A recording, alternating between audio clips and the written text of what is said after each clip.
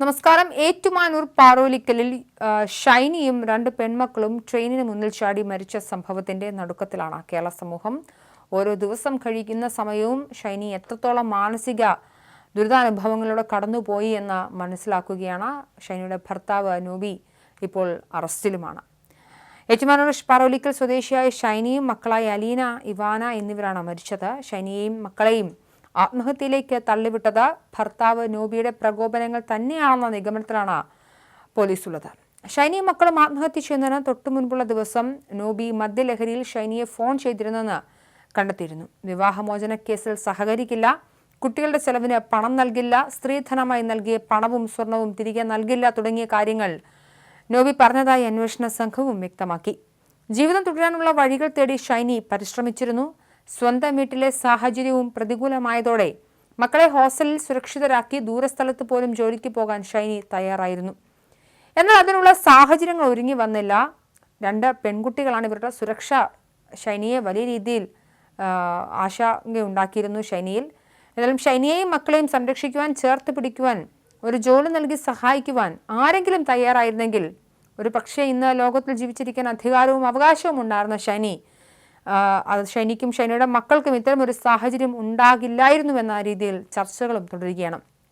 ഷൈനി നേരിട്ടതിന് സമാനമായ സാഹചര്യത്തിലൂടെ കടന്നുപോയൊരു സ്ത്രീ മറുനാടൻ മലയാളിയുമായി സ്വന്തം അനുഭവം പങ്കുവച്ച ശേഷം ചോദിച്ച ചോദ്യങ്ങളും ഏറെ പ്രസക്തമാവുകയാണ്. ഷൈനിയുടെയും മക്കളുടെയും മരണത്തിൽ അവരുടെ കുടുംബത്തിനെന്ന പോലെ നമ്മളെല്ലാം ഇതിൽ ഉത്തരവാദികളാണെന്ന് അവർ പറയുന്നു. അപ്പനും അമ്മയും ചേർത്ത് പിടിച്ച ഷൈനിയെയും മക്കളെയും ഭർത്താവ് ഇറക്കിവിട്ടപ്പോൾ അവരെ സംരക്ഷിക്കേണ്ട ചുമതല സമൂഹത്തിനുണ്ടായിരുന്നു. അവൾ മുട്ടാത്ത വാതിലുകളില്ല, ഒരു വാതിലും തുറന്നില്ല. നമ്മളൊക്കെ ഉത്തരവാദികളാണ്. പരിഹാരം കണ്ടെത്തിയേ മതിയാകൂ. ഇതുപോലെ ജീവിതം വഴിമുട്ടി ആളുകൾ മരിക്കാതിരിക്കാൻ നമുക്ക് എന്തെങ്കിലും ചെയ്യാൻ കഴിയുമോ എന്നും അവർ ചോദിക്കുന്നു. നിലവിൽ വിദേശത്താണ് കോട്ടയം സ്വദേശിനിയായ ആ സ്ത്രീ ജോലി ചെയ്യുന്നത്. ഷൈനിയുടെ ദുരന്ത വാർത്ത അറിഞ്ഞ ശേഷം ഉറങ്ങാൻ കഴിയുന്നില്ല, ഭക്ഷണം കഴിക്കാൻ കഴിയുന്നില്ലെന്നും ആ സ്ത്രീ പറയുന്നു. താനും സമാനമായ ജീവിത സാഹചര്യത്തിലൂടെ 20 വർഷം മുൻപ് കടന്നുപോയതാണ്. അന്ന് 1.5 വയസ്സും 5.5 വയസ്സുമുള്ള മക്കൾക്കൊപ്പം ജീവനൊടുക്കാൻ തീരുമാനിച്ചു. ഷൈനിയുടെ ജീവിതത്തിന് സമാനമായി അതേ പാറോലിക്കൽ റെയിൽവേ ട്രാക്കിൽ പോയി നിന്ന നിമിഷങ്ങളും അവർ പറയുന്നു. ഷൈനിയുടെയും മക്കളുടെയും മരണവാർത്ത കേട്ട ആഘാതത്തിൽ നിന്നും ഇതുവരെ റിക്കവറി ആയിട്ടില്ല. ഭക്ഷണം കഴിക്കാൻ പോലും പറ്റില്ല, അത്രയ്ക്ക് സങ്കടമാണ്. 2003 കാലഘട്ടത്തിൽ ഞാൻ എൻ്റെ മക്കളെയും കൊണ്ട് ഇതേ റെയിൽവേ ട്രാക്കിൽ പോയി നിന്നിട്ടുണ്ട്. ഞാൻ കോട്ടയം ജില്ലയിലുള്ള ആളാണ്, കൃത്യമായി സ്ഥലം പറയുന്നില്ല. എൻ്റെ യാത്രക്കിടെ കടന്നു പോകാറുള്ള സ്ഥലമാണ് ഈ റെയിൽവേ ക്രോസ്.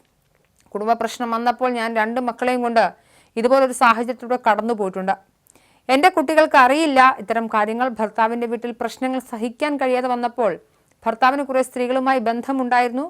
പുള്ളിക്കാരൻ്റെ ഇത്തരം പ്രവൃത്തികളെ അമ്മ ന്യായീകരിക്കുമായിരുന്നു. അതുകൊണ്ട് പള്ളിയിലച്ചന്മാരുടെയും കന്യാസ്ത്രീമാരുടെയും അടുത്തുപോയി കൗൺസിലിങ്ങിനിരുന്നു.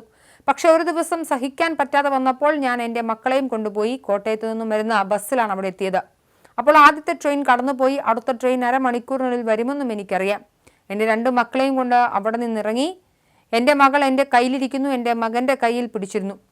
അപ്പോൾ അവൻ എന്നോട് ചോദിച്ചു, എന്താ നമ്മൾ ഇവിടെ ഇറങ്ങിയതെന്ന്. ഞാൻ പറഞ്ഞു, നമുക്ക് ഒരിടം വരെ പോകണം. ബസ് റെയിൽവേ ക്രോസിൽ നിർത്തിയിട്ടിരിക്കുകയാണ്. ബസ്സിൽ നിന്ന് ഇറങ്ങുമ്പോൾ ആദ്യത്തെ ട്രെയിൻ കടന്നു പോവുകയായിരുന്നു.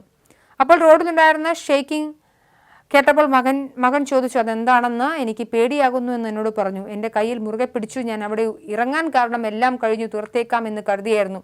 ജീവിക്കേണ്ട കാര്യമില്ല എന്നോർത്തായിരുന്നു. എൻ്റെ കുട്ടികൾ ചെറിയ കുട്ടികളായിരുന്നു, അവർക്കൊന്നും അറിയില്ല. ഞാൻ അന്ന് ആ കുട്ടികളെയും കൊണ്ട് ആത്മഹത്യ ചെയ്തിരുന്നെങ്കിൽ ആർക്കും കേട്ടാലും ഇത്രയും പെയിൻഫുൾ ആകില്ലായിരുന്നു. ഇന്നുവരെ എനിക്ക് ആ സംഭവത്തിൽ നിന്നും റിക്കവർ ആകാൻ പറ്റാത്തതിൻ്റെ കാരണം ആ 2 മക്കൾ കുറച്ചുകൂടി മുതിർന്നവരാണ്. അവർക്കറിയാം അവർ മരിക്കാൻ പോവുകയാണ്, എന്നിട്ടും അവർ അമ്മയുടെ കൂടെ നിന്നുവെന്ന സാഹചര്യമാണ്. എന്തായാലും ഷൈനിയുടെ മരണം വലിയ രീതിയിലുള്ള ആഘാതമാണ് ആളുകൾക്കിടയിൽ ഉണ്ടാക്കിയിരിക്കുന്നത്. ഇത്തരത്തിൽ നിരവധി സ്ത്രീകൾ വിവാഹ അനന്തരം നിരവധിയായിട്ടുള്ള ഗാർഹിക പീഡനങ്ങളുടെയും മാനസിക പീഡനങ്ങളുടെയും കടന്നു പോകുന്നുണ്ട്. ആത്മഹത്യയല്ല അതിന് പരിഹാരം. എന്തായാലും മറുനാടൻ മലയാളിലേക്ക് വിളിച്ച യുവതിയും ഷൈനിയുടെ സമാനമായ ജീവിത സാഹചര്യങ്ങളിലൂടെ കടന്നുപോയെങ്കിലും അതിജീവിച്ച കഥയാണ് പറയാനുള്ളത്.